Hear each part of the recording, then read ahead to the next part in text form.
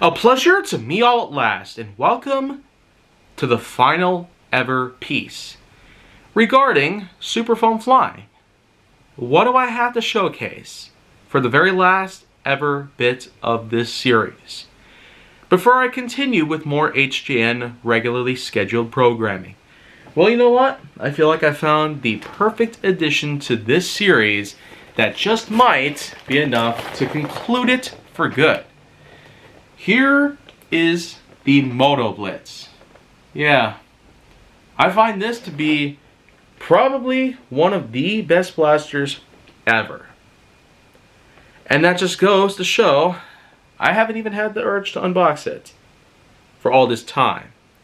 But now I feel like that this could actually be the chance to where I get to unbox it and review it and give my own first impressions on the blaster itself. So of course, before we do anything, we got to get this thing out of its packaging. Thankfully, I got the tools for the job. And so, let's get started by cutting off of the strings that hold the blaster inside. It might take some time though, so let's just see if we can get it done, regardless of what kind of obstacles may be in the way. So, that's one. I can probably tell there might be more than just one involved though. So, I'd say we'll be here for a little while. I guess a few other things though I could probably talk about here though while I'm doing this is that first of all, this blaster has been reviewed by other people already, especially when it first came out in December 2022. And I feel like that with all the positive feedback, I can at least attest to the fact that this could actually be one of the best blasters from my own eyes. And that's not just from looking at what they've said, but also from what I've heard in a more localized position. And now, I basically have the blaster itself out of its packaging and almost ready to go. To begin with, it comes with its own 10-dart banana clip, much like what the Demolisher had done. And as you can see right behind me, I have its modulus cousin, the Pulverizer. And well, I've reviewed that blaster, and with its usage of a banana clip plus a few other functions, it was an amazing improvement. And as you probably saw in Nerf Secret Revealed Distance Gauge Season 1, then it's another testimony to showcase that the Demolisher lineup with the usage of banana clips and also built-in secondary functions, which in that case was a missile launcher, and the Motoblitz just so happens to have its own specific built-in secondary function on the bottom below the barrel. In this case, it happens to be like a master key system or a shotgun that is built directly underneath the barrel to provide a backup set of ammo. In this case though, it's much like with other blasters that have utilized this exact function. Just pump the bottom pump here until you have enough air pressure. And well, looks like it's basically ready to go. This large red button here, which is mimic on the other side, can be used to fire the darts off. Then start all over again, and then fire again, just like that. And then of course we know what the main function is, right? A bullpup style motorized function. The usage of semi-automatic functionality can only be achieved by having ourselves batteries, which the compartment is shown right here. And as such, let's go ahead and cut so I can get them installed. Well, I've basically done just that. Batteries are all in place, and I've also been able to go back to the original box and get all the darts out. So I've been able to load both this and the banana clip itself. So, let's see what we can accomplish with this. And now, holding down the rev trigger, it certainly sounds a lot different compared to most other motorized blasters, which is quite a unique thing to have. Considering that this has been hugely praised, I could find this being a nice surprise. And of course, let's see what we can accomplish with its performance as is.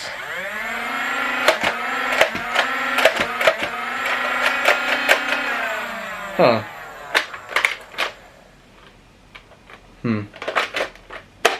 Yeah, that probably could happen. Let's try that again.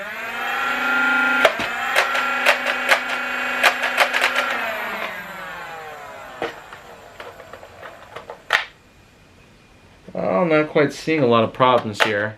Don't know what's going on.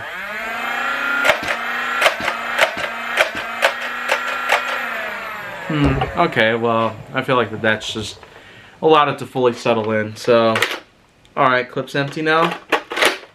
That's kind of what we're looking for. Don't really know whether to call that a flaw or whatnot, but let's move on to the master key system.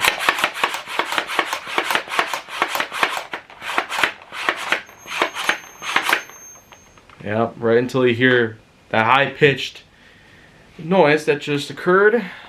And then, wow, a pretty epic blast, if I say so myself. All 6 darts come out of all the barrels here. And then, well,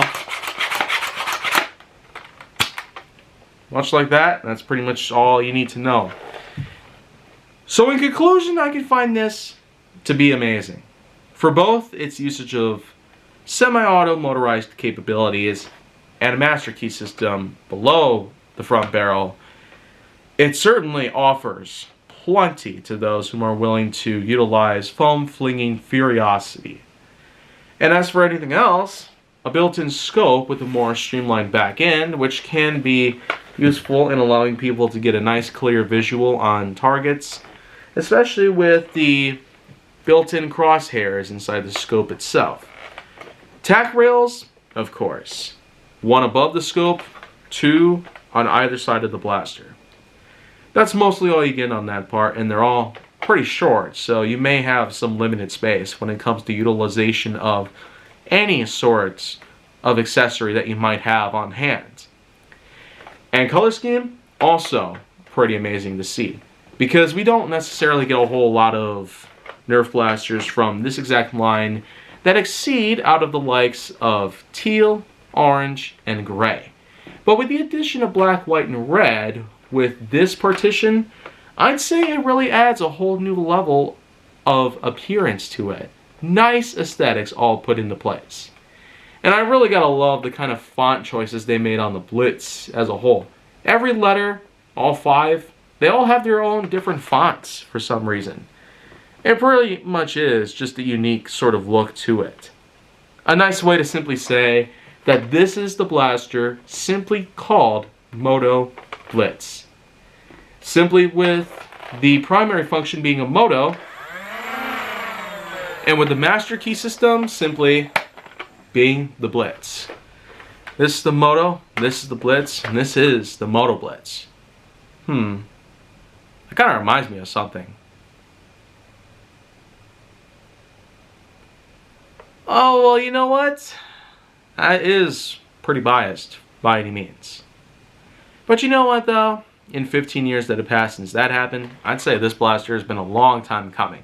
A nice way for Nerf to be able to rebuild after all the years of such things, including abuse to certain lines, mistreatment, and a lack of response, and community support. So I feel like that this is a definite calling card to show us that Nerf has their own epiphany. And they have a way of being able to come back from the dead. After such a long time of simply being out and about, releasing things left and right. Lots are crap, such as the not-so-well-lived Alien Menace series, but then of course we get to some other lineups that have come and gone, for the most part, like Rebel and Motoblitz. So, those 2 blasters put against each other pretty much just sums it all up. They both died out around the same time in 2018, even though Motoblitz is somehow still creeping along back into our lives, especially with the likes of the Insurgent in 2021. Otherwise, I don't see a whole lot else to comment on based on all things considered, based on lineups and whatnot. This is a great blaster, period. 9.0 out of 10.1 is my overall rating for this, making this actually the best blaster of 2022 regarding to this line and maybe even in general. So that's what makes this even better than the Eagle Point. So the Eagle Point RD8 can be in second place within the Super lineup as a whole, and this is first. So that is pretty much all you need to know there. And if you want to see more, go down on my channel. Then make sure that you like, subscribe, comment, follow me on social media, and stay on the Hollywood side.